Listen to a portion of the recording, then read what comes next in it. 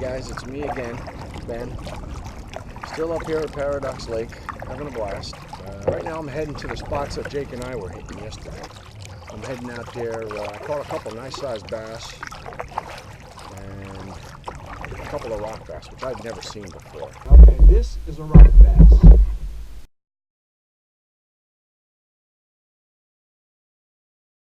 They have these red eyes that just stare at you. And they're wicked looking, so they're pretty cool though. They're pretty cool. I like them.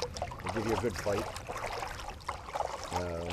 They feel like a much bigger fish.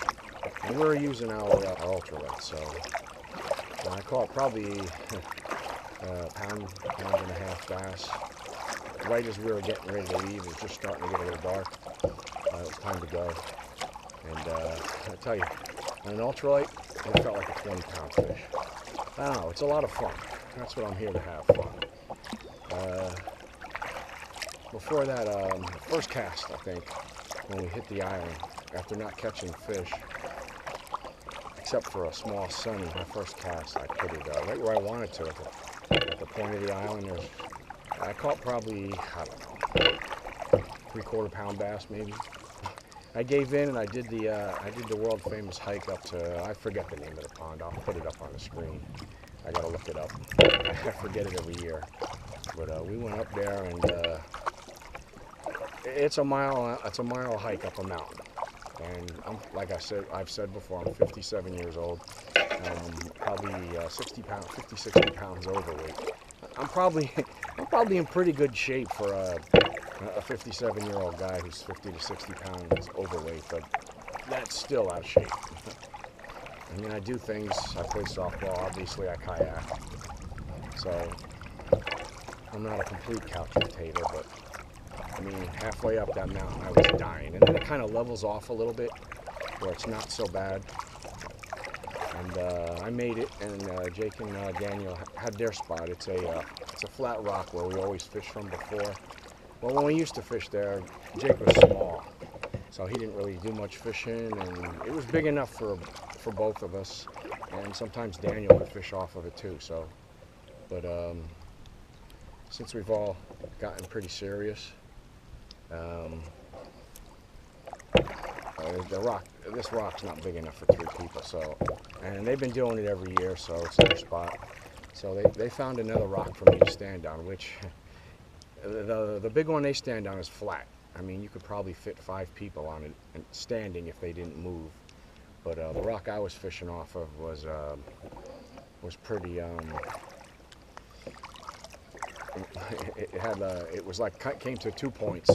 So rather than cast and fall face first onto a pile of rocks, I figured I would sit. And I caught 3 bass in the first 10 minutes. My first 2 casts I caught bass, and I caught 7 bass from that rock. So I'd say they're all about half pounds to 3/4 pound. I'll show you what I was using. It was a crawdad. I've never fished with crawdads before. I might have cast one in New Jersey. They say to match the hatch, and there are no crawdads in New Jersey. Like I said yesterday, I was using the crawdads, but here, when Jake and I went out, we were using the ultralight. I got a new reel because the other reel croaked on me. I think it's a Quantum ultralight with an Okuma reel, and once we got over to the island, and I did put a little of a bait, I forget what it's called, right here, bait mate fish attractant, which I've gotten as samples in some of the tackle boxes, and I already had that, so I didn't really need the samples, but I figured, let me put it on. I put it on once before and nothing happened, so I put it on one of these little mini tubes, and I caught 2 bass and 2 rock bass in a matter of about, I don't know, an hour maybe. And we didn't fish the whole hour. We got out, went on the island, took a break.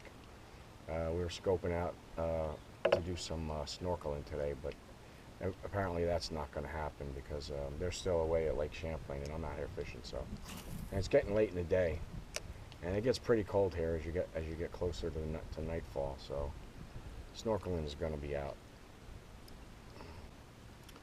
So that's where we're at. This is a beautiful lake. It's one of the most beautiful places I've ever seen. as you've probably seen in some of my previous videos. And I love coming here. It's a 5.5, maybe 6 if you stop to grab a bite to eat, hour ride. But if you stay more than a couple days, it's worth it. We came down here Sunday night, so Sunday's pretty shot. You put up your tent and get all organized, get your stuff out, get organized. And we usually take a run to Walmart, which is up in Ticonderoga.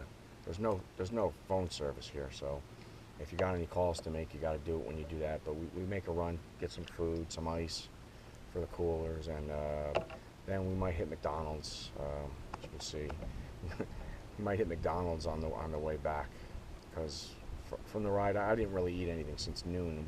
I didn't get up here till 7 because I hit about an hour and a half of traffic on the great old Garden State Parkway. So that's the story. That's 10.5 minutes. I'm probably not going to use this whole video, but just wanted to give you a little overview of what's going on up to this point.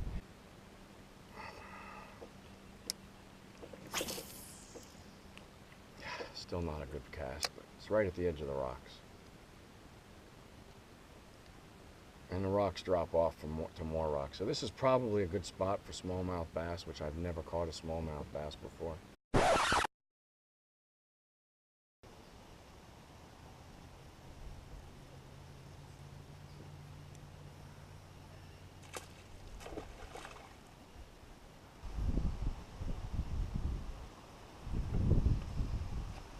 Look how big this fish is. Well, I'm getting my confidence up. I caught 13 fish yesterday between going up the mountain and fishing here. So that's by far more fish than I've ever caught in one day. Most of the time it's more than I've caught in a month. So I'm starting to get, I'm learning, and I'm trying to give you hope too.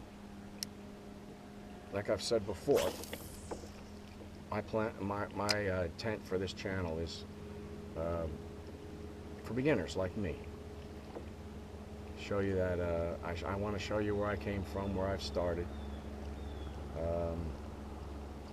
I knew nothing almost, and I've made a lot of mistakes, and I want to try and give you hope that you can catch fish too one day. And there's a lot of variables to catching fish. I've discovered what you're using for bait, where you're fishing, your presentation, and what time of day it is, whether or not the fish are biting. That was a good cast, right up on the rocks, right where I wanted it. So there's really a lot of variables. So I mean, you could be the best fisherman in the world and not catch fish, or you could be the worst fisherman in the world and catch a few fish. So, but I really enjoy this. This is a lot of fun. I wish I could do this every day for the rest of my life. I don't seem to be catching anything yet, but that's fine. But I haven't made a video in a while, and I haven't really gotten to fish as much as I wanted to. The weather has gotten better in New Jersey. I have been to Winding River Park a bunch of times because it's the easiest thing to do.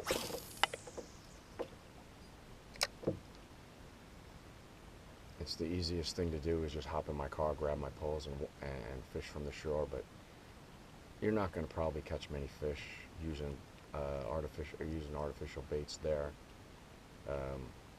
from shore. I've seen more fish than I can count, and none of them bite.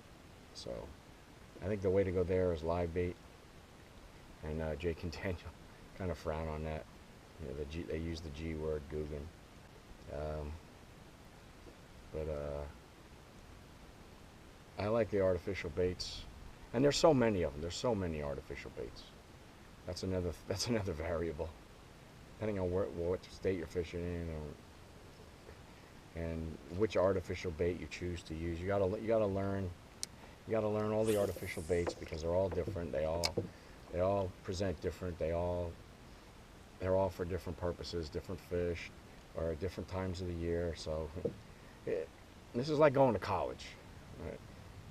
That's what I equate it to. It's rough. Fishing is a lot like golf. One day you got it, and you think you've got all the answers,